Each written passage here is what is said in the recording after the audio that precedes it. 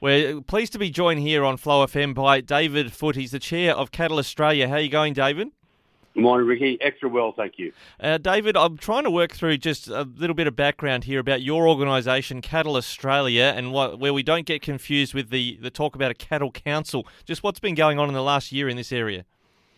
Okay, well, it's been a really interesting process, Ricky, for Cattle Council Australia was the national peak body made up of all the state farming organisations that fit across the continent.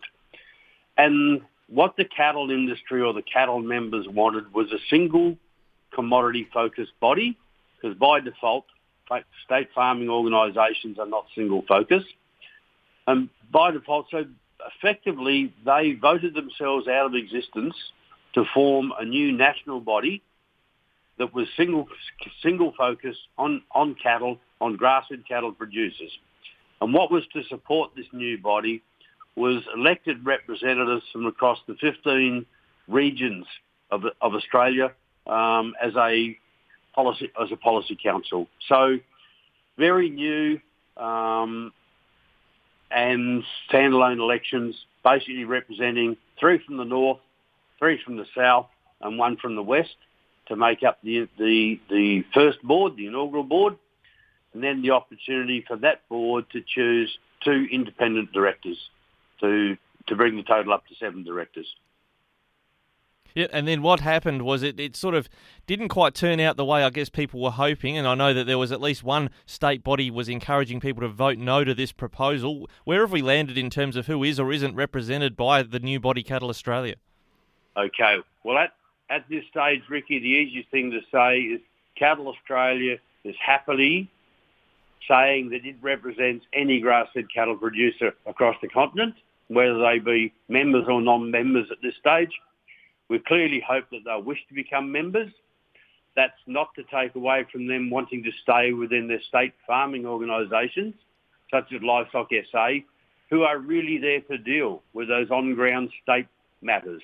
But Cattle Australia is the national body, and it will be prosecuting in the interests of cattle producers at the federal, national and international level. And I guess, do you have sort of a levy or membership arrangement, and the things that fund research and development like other organisations do? So no, we're not an RDC as you indicate, and we are reliant on individual memberships.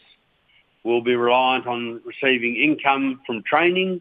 We'll be reliant on income from sponsorships, and we'll look at some program delivery service income on behalf of some of those RDCs that you spoke about, because we do have a wider reach across the continent than some of these main service providers. And nothing's brought that focus about the wider impact, I guess, of issues that can collectively impact all cattle producers than biosecurity, with the threat of foot and mouth disease and lumpy skin disease at the doorstep in Indonesia. Number one front of mind, Ricky. It is the most serious threat that we've had to our industry since the foot and mouth outbreak 150 years ago. And it is a national matter, it's an international matter, and certainly, whilst started with CTA, Cattle Australia representatives are involved probably 2 days a week at various levels across the organisation and with government, to ensuring that ideally it never gets here, without having to worry about what happens when it gets here. Yeah, and thankfully those biosecurity arrangements have remained solid. I know that the metropolitan media got a bit obsessed with the thought that maybe it was in Australia, but we remain foot and mouth disease and lumpy skin disease free, and we need that for, among other reasons, not only for animal welfare interests, but also because we got export markets that won't let us in if we let an outbreak get a loose in Australia. Well, Ricky, we're quite unique. We're 72% export dependent.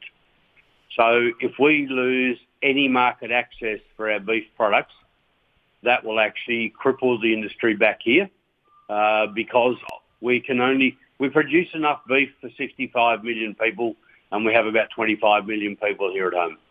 And when it comes to those export markets, and I guess generally, I mean, that's certainly a price driver for our local producers, among obviously the local growing conditions. We are in a very rude state of health when it comes to, I guess, the rebuild of the herd and even prices. Until recently, we had some pretty heady prices on the Eastern Young Cattle Indicator. Yes, the ski slope of the Eki, as they call it, Ricky, has been a challenge, but it has represented significant herd rebuilding after a prolonged 10 years of dry across most of Australia, with the herd getting down to below the 23 million, depending on which statistics you read, which is at its lowest ebb in recent times. So once the rains came, which inevitably they do, albeit it took some places 10 years, then the paddocks are filled back up. Grass needed to be eaten, so producers, I guess, laid their ears back to restock their properties. Now that we're back into a level balance, level equilibrium, we're back now where supply and demand model, the usual economic 101 is playing out.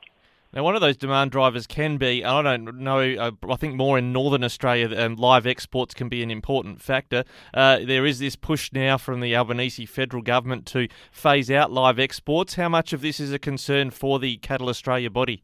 Ricky, it's of concern because there's no science in the decision. It's an emotive-based decision.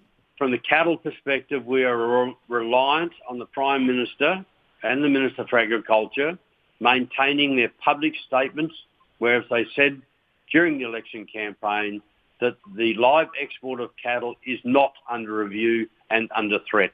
So we're totally reliant on those two individuals maintaining that position, but we will have to keep testing because the current decision that has been made to follow through on the ban of live sheep exports has no science attached to it.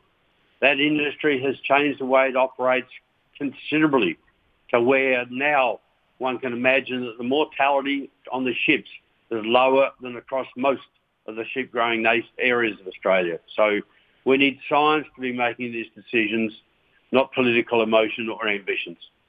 Now, aside from, I guess, the biosecurity matter we talked about up front, what's sort of at the top of your pile in the desk in terms of things you're looking to prosecute or address in for the cattle sector here in Australia? The reality is, Ricky, we're solely focused on biosecurity measures. You mentioned the city media. Yes, it made all the headlines a year ago and the importance of, but it's dropped off the radar. No longer is it on morning TV shows or afternoon radio shows. But the risk actually hasn't lessened. So we've got to keep encouraging this government to keep investing in its biosecurity measures to protect what is the nation's single largest agricultural sector. Well, David Foote is the chair of Cattle Australia, the new body. So good to talk with you, and we look forward to another chat again sometime soon, David. Ricky, it's been a pleasure and happy to stay in tune with you on Flow FM.